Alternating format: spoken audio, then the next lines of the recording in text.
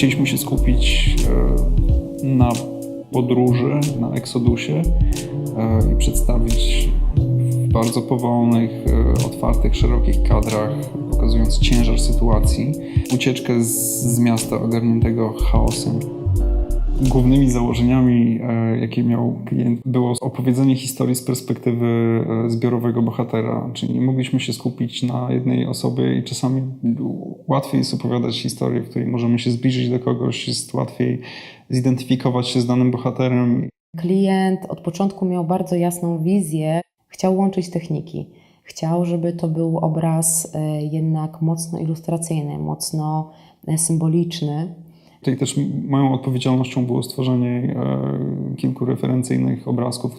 Kolor zimy, kolor mrozu, czyli te błękity, niebieskości, biele. To jest coś jakby złego, coś co nadchodzi i mamy w kontrze czerń, czerwień, ogień, węgiel. To są takie czynniki ludzkie. Mateusz Pleskarz pomógł stworzyć na wstępnym etapie ogólny zarys historii. Wielką pomocą okazała się Marta Wiśniewska, która pomogła zmontować ten materiał. To była bardzo, bardzo ścisła współpraca studia Deep Blue z Eleven Beats. W projekcie powstało 21 ilustracji, z racji tego, że było 21 ujęć.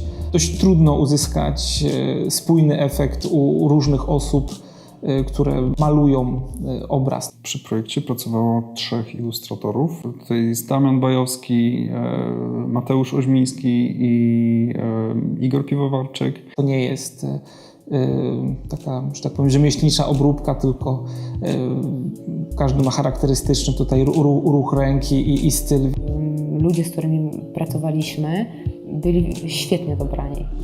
Udało mi się wypracować spójny obrazek.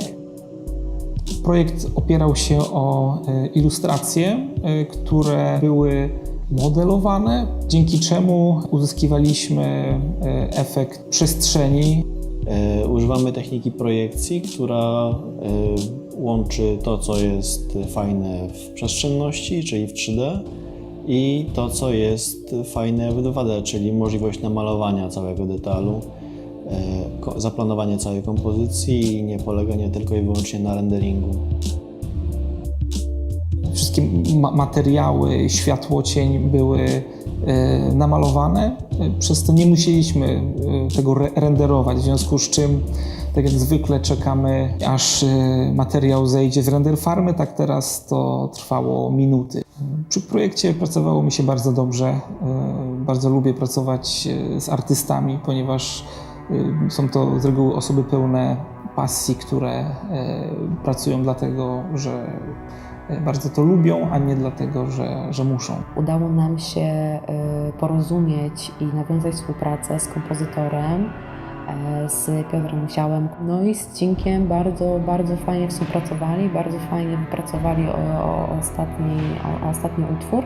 No i bezapelacyjnie spodobał się od razu klientowi. Świadomość, że z kilku wytycznych z całym zespołem stworzyło się jakiś fajny materiał, który był tak naprawdę od szkicu do zakończenia był stworzony przez nas. Film ogólnie jest zdominowany niebiesko, ponieważ jesteśmy Deep Blue i opowiadamy o śniegu.